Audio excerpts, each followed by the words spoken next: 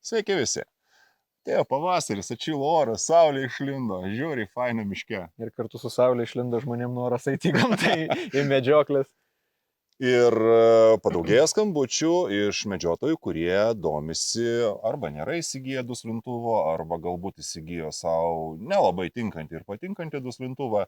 Ir šiandien mes su Paulium, ką mes su tavim Paulium bandom? Mes norėtume viską susistemizuoti ir paaiškinti visą tą duslintuvo veikimo principą, nuo ko priklauso, kokį jums reikia pasirinkti duslintuvą, kad viską rastumėte vienoje vietoje, va tą visą mūsų patirtį susistemizuoti į vieną tokį video. Nes mes jau beveik metai laiko, kai mes testuojam pačios įvairiausios konstrukcijos duslintuvus, juos bandome ne tik šaudykloje, bandome medžioklėje. Realiom sąlygom, žiūrim, kiek jie reikalauja priežiūros, viena sistema, ten vienas duslintuvas, kitas duslintuvas, kaip jisai veikia šaudykloje, kaip jisai veikia medžioklėje ir tą patirtim norim pasidalinti su jumis.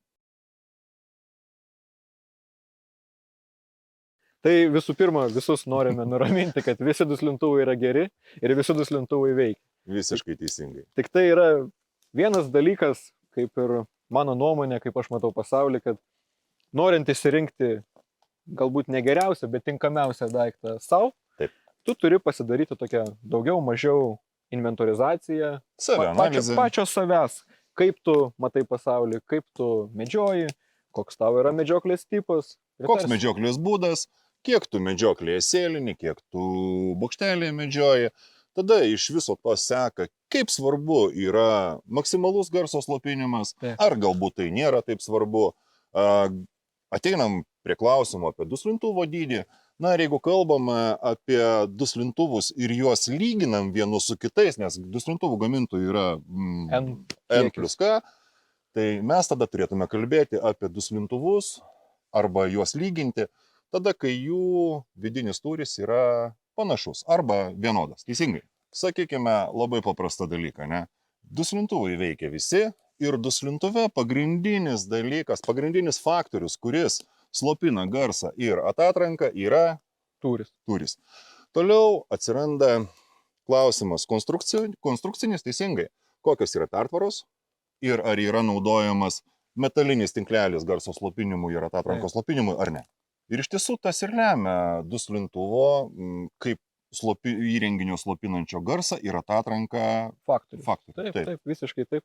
Nes kas yra pats šūvis, kas yra pati medžioklė ir visas mūsų gyvenimas, tai yra elementari fizika, prieš kurią tu nepakovosi ir nieko nepadarysi. Tikrai didelio tūrio duslintuvas, jisai tildys konkrečiai visada geriausias variantas. Taip. Bet ar tai bus patogiausias variantas? Galbūt ne, nes kaip ir minėjome pradžiai, visi mes esame skirtingi, visi mes turim skirtingą požiūrį ir kiekvienam reikia pasirinkti tą savo geriausią variantą. Nes pradėkim nuo to, kuo didesnis duslintuvas, kuo didesnis jo tūris, tuo didesnis jo svoris. Ir ant vamzdžio užsidėti 600-700 gramų, tai jeigu naudoji diržą, ne tokį kaip mano, ten 2 petnešų, bet jeigu naudoji vienos petnešos diržą, ginklas greičiausiai va šitai važiuos ir važiuos labai smarkiai. Lygiai taip pat ir jeigu tu pasidėsi ginklą tiek bokštelėje, tiek ir ant trikojo, tu prarasi ginklo balansą. Galbūt yra žmonių, kurie pasidarė savo tikrai pačias geriausias šaudimo sąlygas tiek bokštelėje, galbūt turi labai gerus trikojus ir jam tas svoris neturi įtakos. Juos galima skirti į 3 grupės pagrindinės, ne? Tai yra duslintuvai, kurių konstrukcija nenumato jų ardymo, tai yra jie yra ištisiniai. Yra duslintuvai ardomi, kuriuose, galbūt ne visose, bet kaip taisyklė, juose yra metalinis tinkliukas viduje. Na taip, čia viena iš opcijų. Jo, viena iš opcijų. Ir duslintuvai, kurie yra pagaminti iš titano. Kaip taisyklė, tai yra 90% titano, 6% aliuminio ir 4% vanadžio, nes toksai lydinys, jisai yra atspariausias ir temperatūroms, ir dilimui ir taip toliau. Tai va tas tokias 3 kategorijas išsivedus, tik tada tu pradedi galvoti ir suprasti, ko tau reikia. Ko tau reikia. Nes neardomos konstrukcijos duslintuvai, jie patys iš savęs nėra ardomi ir juose nėra numatyta, kad tu jį ten ardai, valai, plauni. Jis tiesiog yra toks, koks yra ir pas mane konkretus pavyzdys yra beveik 500 šūvių. Aš jo nesu plovęs, nesu valęs. Na ir dabar aš matau, kad greičiausiai reikėtų, kur būtų užsiklijuoti duslintuvo galą su lipnia juosta kažkokia, pripilti plovimui skirto skysčio, nulipdyti juostą, išplauti su tekančiu vandeniu, na ir arba kompresoriumi išpūsti tą likutį vandens, arba išdžiovinti. Ir tai yra visa priežiūra, kurios reikia tiem duslintuvam, Taip. kurių konstrukcija nenumato jų ardymo. Bet pritark, iš karto yra kita medalio pusė, kad jis yra sunkus ir jis yra be Sutinku. galo didelis. Žiūrėk, sutinku, visiškai sutinku. Kitas dalykas, ta neardoma konstrukcija, na, jinai yra numatyta, kad galėtum šaudyti šaudyklai. Nes Taip. jisai pakaitęs nepakeis pataikymo taško kulkos, tol, kol pats vamzdis nepakeis pataikymo taško. Taip. Ok, Rokai, aš supratau tavo mintį, tavo kriterijus. Pas mane galbūt tas kriterijai yra šiek tiek kitokie, galbūt aš žiūriu iš paprastesnės pusės, iš tos, kaip klientui ar kolegai patarti apie duslintuvus, aš skirstau juos į 3 grupės.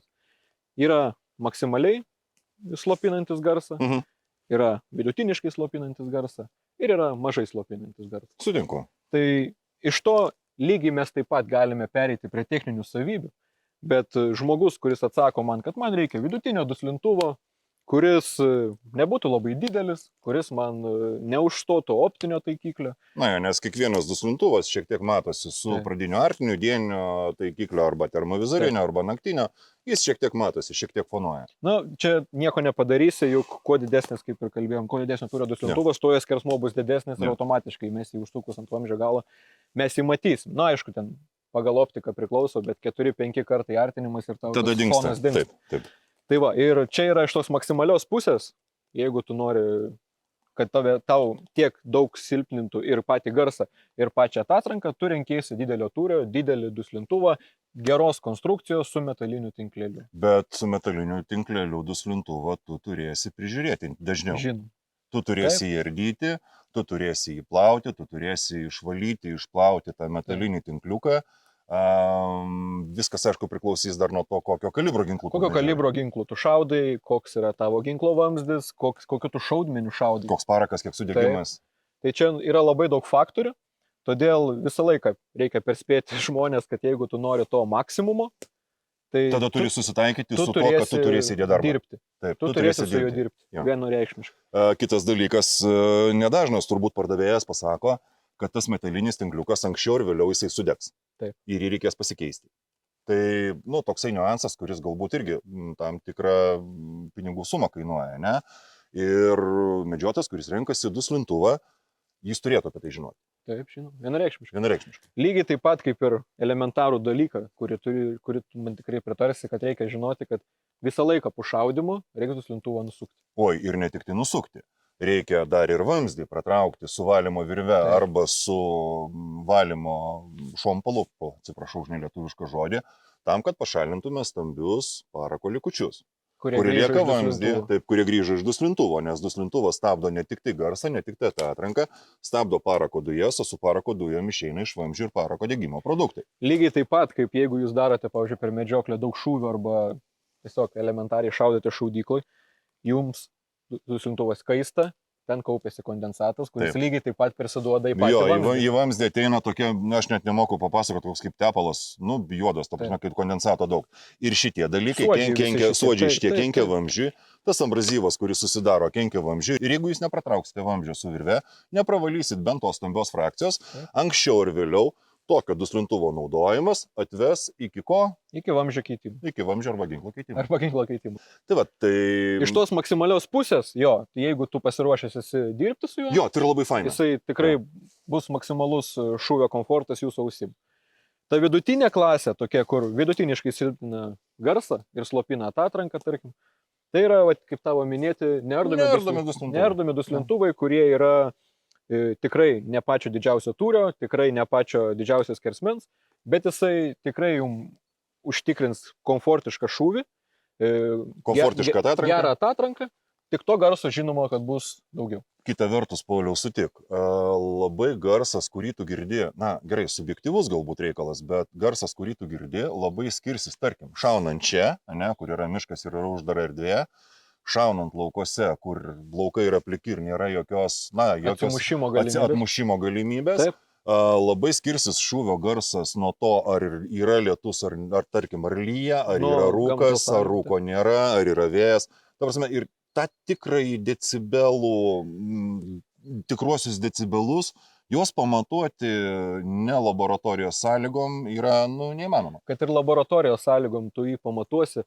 reikia suprasti vieną dalyką. Mes šaudom skirtingais ginklais, mes šaudom skirtingo ilgio vamzdžiais, skirtingais kalibrais, skirtingais šaudmenimis. Kitas dalykas, palauk, bet dar yra ir kaina, ne? Ta prasme, tai būkime atviri, tie duslintuvai, kurie yra ištisinės konstrukcijos ir neardomi, kaip taisyklė, jie bus turbūt pigiausi. Nes jį paprasčiau yra pagaminti. Visiškai teisingai.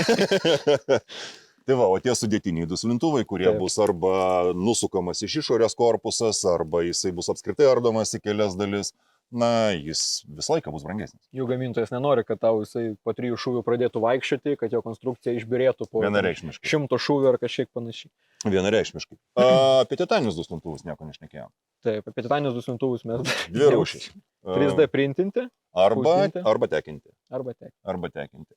A, Kodėl titanas? Labai paprasta. Titanas yra turbūt vienas iš lengviausių metalų, kurie naudojami duslintuvuose, nes duslintuvuose yra naudojamas kas? Naudojamas duraliuminis, įvardinkime taip, yra naudojamas titanas, yra naudojamas plienas, gal kažkas naudoja kažkokį kitą metalą, bet aš kol kas neteko man susidurti su tokiais.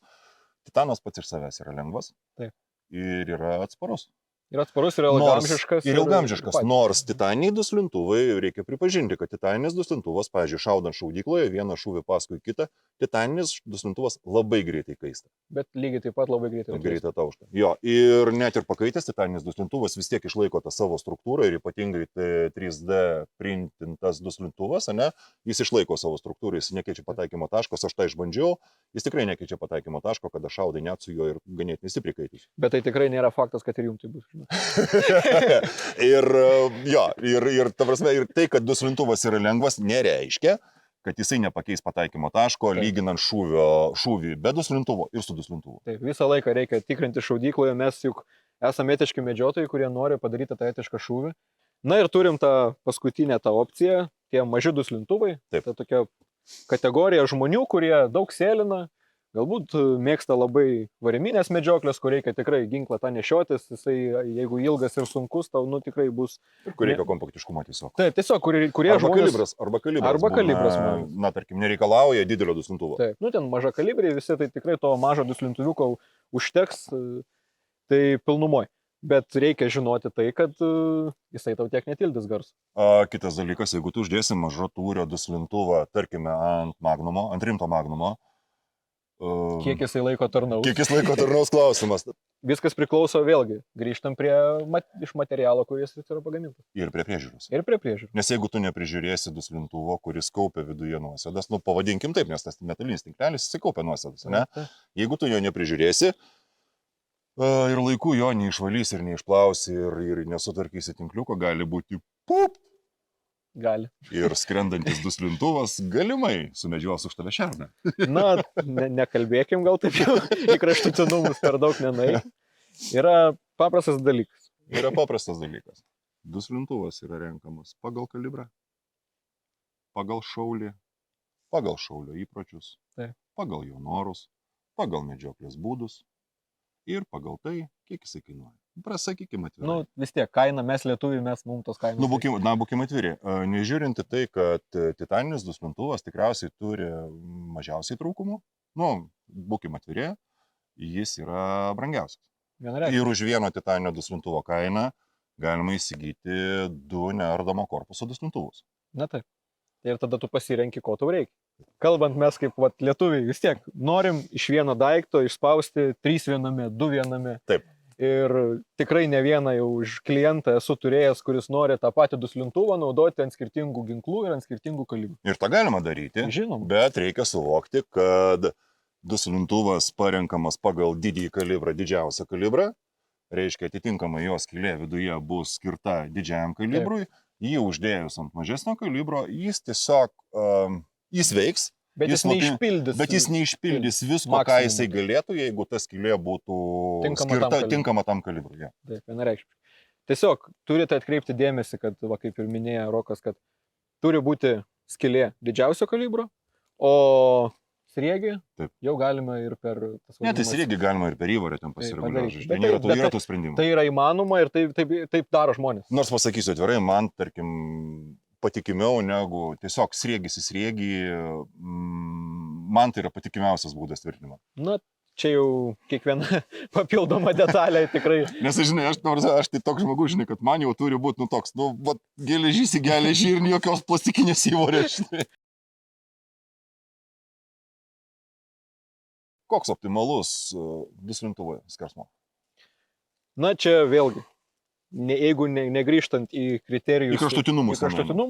Mano nuomonė, garso tildymo viduriukas, dydžio svorio, atatrankos ir tai, kad man neužstoja optinio taikiklio, tai aš sakyčiau 45-50 mm. Aš irgi sutinku pilnai su tavim, kad 44-55 mm skersmens duslintuvas puikiai tvarkysis, nepriklausomai nuo jo konstrukcijos. Puikiai tvarkysis tiek su atatranka, tiek su garsu. Labai fainai pašnekėjom. Buvo iš tikrųjų linksma ir į šitą video mes su Paulium sudėjom visas savo žinias, tai ką mes žinome, tai ką mes bandėme, nes mes beveik visus metus testavom šaudyklose, medžioklėse ir visais įmanomais. Sakykime, pačiam irgi įdomu. Jo, ir patiems buvo įdomu, tiesiog sužinoti, kaip įmanoma daugiau apie duslintuvus, kad šitą informaciją galėtume pasakyti tiem žmonėms, kurie skambina mums ir kurie klausia mūsų patarimo. Drąsiai tą darykit, mes visą laiką. Jeigu vis dar neatsakėm kažkokį klausimą, jeigu kažko neatsakėm, visada kreipkitės ir mes jums pasistengsim padėti. Nes mes visą tai savo rankom laikėm, bandėm, testavom ir naudojom. Ate.